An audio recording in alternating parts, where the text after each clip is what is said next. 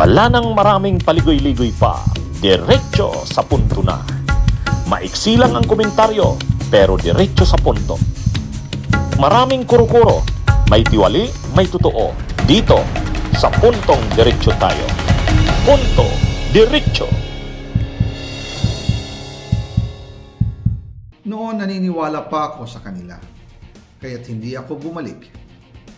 Tumikom ang aking bibig, sumunod ako, pero ang hindi ko alam, ang ibig pala nilang sabihin sa aalagaan ka namin ay gagamitin ako bilang panakipbutas sa kanilang kampanya laban sa korupsyon. Ginawa nila akong poster boy ng kanilang sariling kasinungalingan. Ngayon, hindi na ako mananahimik, ilalabas ko ang lahat ng katotohanan. May resibo, may ebidensya, at may pangalan. Ang kailangan din dito, sa parte ni PBBM, kailangan seryosuhin ito ng administrasyon. Itong mga ano na to, itong mga aligasyon na ito ni Saldico, seryoso 'yun. Lalo na kung umuwi si Saldico, hindi pwedeng baliwalaan lang ni PBBM 'yun. Parang general lang na denial. Seryoso 'yun, seryosong mga aligasyon 'yun. Dapat sagutin yon nila Amina Pangandaman, yung DBM Secretary, yung mga binanggit ni Saldico, yung Yusek Bersamin ba yun? Ano ba yun? Anak ba yan ni Lucas Bersamin?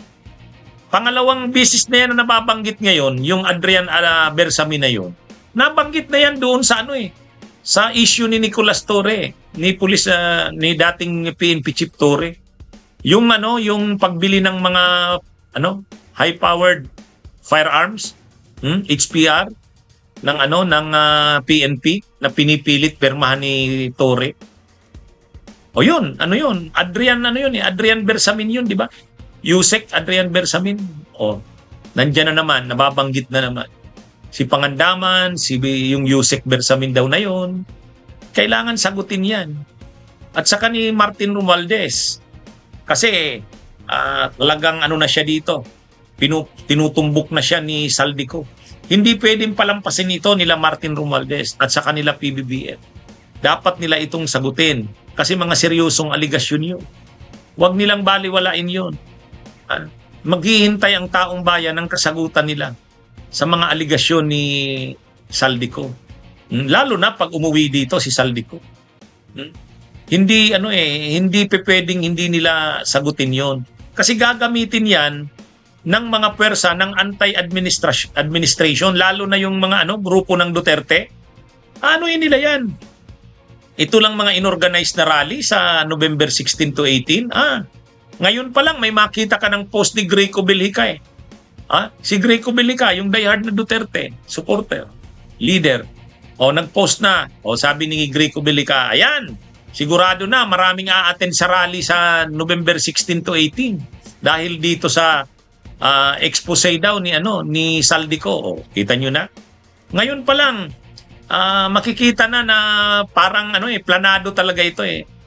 Mukhang may kumausap kay Saldico, na tao ng Duterte.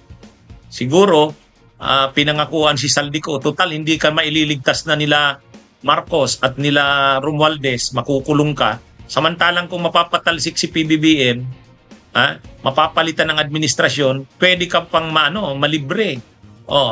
Pwede kang hindi makulong. May mga yan, sigurado yan, may mga ganyan. Kaya, dito lang sa rally na ito na inorganize ng INC, ng QJC at ng GIL, at yung ino-organize ng mga nananawagan yung mga retired military ng rally, yung nag-presscon, yung United People's Initiative ba yun? Yung mga kagrupo nila Bellica. Yan? Kung naging mainit sila nung September 21, nagkaroon ng mga kaguluhan, itong November 16 to 18, magiging yung mga nananawagan ng destabilisasyon, kudeta. Marami na yan. Kinumpirma na yan kinumpirma yan ni Montulfo sa kanyang post. Kinumpirma yan ni dating Secretary Ronald Llamas. Sa mga talakayan namin, sinabi niya, mayroon talaga, seryoso yung mga kudita-kudita na yan. Yung banta ng destabilisasyon. Ay, wala pa nga itong, itong expose na ito, ni Saldico, ano na, talagang agresibo na itong mga nag-o-organize ng anong ito, di umano'y mga destabilisasyon o kudeta o pag-aalsa, mutiny ng mga military. O lalo na ngayon, parang nagkaroon sila bigla ng ng bala. Gagamitin nilang bala ito laban sa administrasyon. Ia-agitate nila ang military, ia-agitate nila ang taong bayan. Kaya dapat sa parte ng administrasyon, sa parte ni PBBM, mayroon siyang malinaw na sagot dito sa mga akusasyon na to.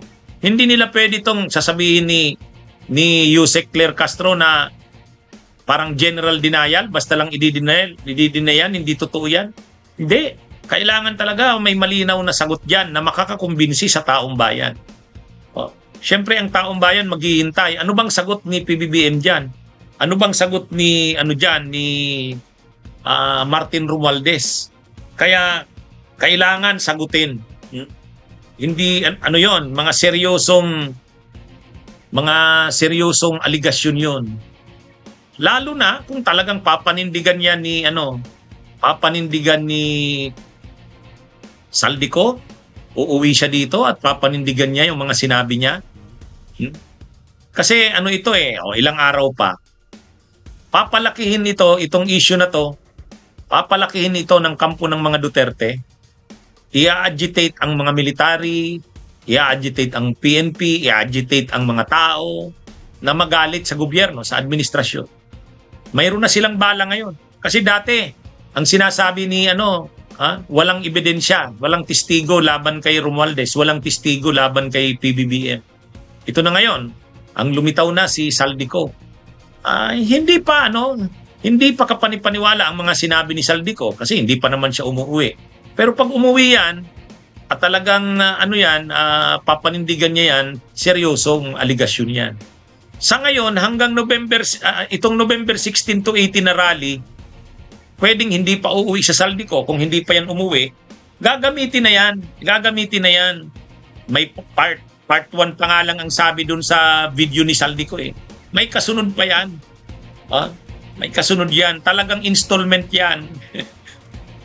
Kaya sa parte ng administrasyon, sa parte ni PBBM, nagdidemand ang tao ng sagot niya. Hindi pwedeng baliwalian lang. Hindi pwedeng si Yusek Claire Castro ang sasagot para dyan. At basta lang sasabihin na hindi totoo yan. Kailangang seryosuhin ng administrasyon ang mga aligasyon na binitiwan ni Saldico. Bunyog, halikan na kasama ka. Bunyog, kapag buklod ay may pag-asa.